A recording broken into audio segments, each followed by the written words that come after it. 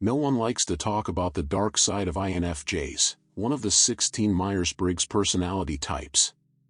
INFJs are supposed to be gentle, thoughtful, and kind-hearted. Few other personality types care as deeply about humanity on a large scale as INFJs do, and perhaps no other type is better suited to start a social movement that rights a wrong. Mother Teresa, Mahatma Gandhi, and Martin Luther King Jr. are thought to have been INFJs. But under stress, a different side of INFJ comes out. Although usually private and reserved about our feelings, we're not immune to lashing out or being critical of others when we feel hurt. For our friends and loved ones, witnessing the dark side of the INFJ can be confusing. Let's take a closer look at the dark side of the INFJ.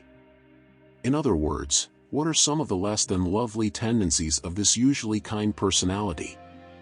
Keep in mind that no two INFJs are exactly alike, and other personality types may struggle with some of the following dark tendencies, two just not quite in the same way or to the same degree that INFJs do.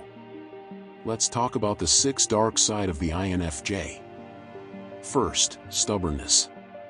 You see that J at the end of INFJ? It's responsible for our obsessive planning and future-oriented thinking. INFJs are capable of being spontaneous, but there will be times when we just cannot wrap our minds around a new idea. Sometimes, even just a sudden change in plans is enough to really rattle us. Like we're not going to the movie tonight, we're going to hang out here instead.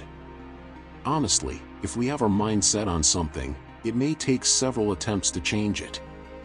It may seem like we're being inflexible, but really, we just need some time to be okay with the new plan or idea. As long as something doesn't go against our deeply held morals, we'll probably come around to it, eventually. Second, high expectations. As much as we like to pretend that we don't have high expectations, they are there. We not only hold ourselves to a brutally high standard, but we also tend to set high expectations for others. And the closer you get to us, like a significant other, best friend, or child, the higher the standards rise. We especially have high expectations when it comes to love. In a new relationship, we may feel quite discouraged when the excitement and romance inevitably start to fade. Then we start wondering if we were right to get into the relationship in the first place. If we're honest with ourselves, what we really want is the ideal romance. Actually, what we really want is the ideal everything. Of course, we know that no one is perfect, and neither are we. Please know that if an INFJ puts expectations on you, it means they care about you and want you to acre about them, too. Third, moodiness. We know when to be on our best behavior, but honestly, we're often swayed by how we feel in the moment. INFJs may appear calm on the outside, even when inside, we're a bundle of intense emotions. It's usually apparent when something is bothering us, but that doesn't mean we'll want to talk about it. INFJs can be guilty of pushing people away and throwing a pity party. Of course, we'd like someone to confide in, but more often than not, we feel that most people wouldn't understand us even if we did open up. Sometimes INFJs can be just as confused about their moods as others are. Like other introverted types, INFJs need time alone to sift through their emotions and understand why they are feeling the way they feel. If an INFJ does open up to you, they may even apologize for talking about their feelings. That's because we often keep things to ourselves to spare you the burden. However, the best thing you can do for an INFJ is to let them talk about something if they need to. INFJs usually feel better just being able to express their feelings and concerns. Don't judge, criticize, or offer solutions unless the INFJ directly asks for help. Sometimes we really do just need a practical fix. Try to listen and understand our feelings. And maybe give us a hug. Sometimes all it takes is some love and encouragement for our moodiness to pass. Fourth, being too harsh. We love giving helping advice, and we're often able to see a situation from many sides. If you want to hear only what you want to hear, do not come to your INFJ friend. We give honest opinions and we try to do so gently to soften the blow. Trust me when I say that our honesty comes from a well-intentioned place.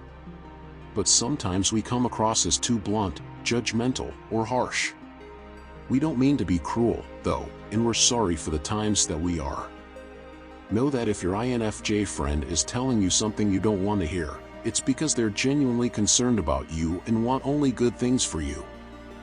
Yes, INFJs may be too brutally honest, but we're rarely malicious. Fifth, bottling up negative emotions, then exploding. We're capable of adapting to the needs of others and love being a source of comfort.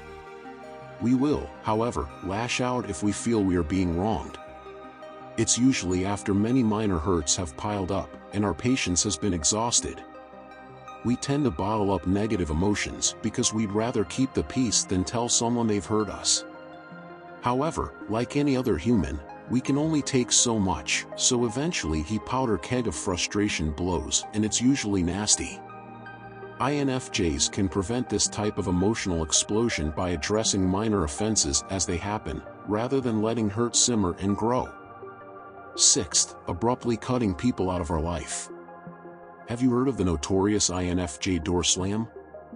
It's when an INFJ cuts you out of their life because they are extremely hurt. They're not doing this because they hate you, rather, it's because they've decided they can no longer deal with the emotional pain you caused them. Remember that INFJs tend to be quite sensitive and emotional. If an INFJ slams the door on you, they may suddenly stop all communication with you. If this is not possible, because they see you every day at home, work, or school, they may simply close themselves off emotionally and refuse to allow you in. They may still talk to you when they have to, but they'll seem cold and distant. INFJs do not shut people out without intense contemplation.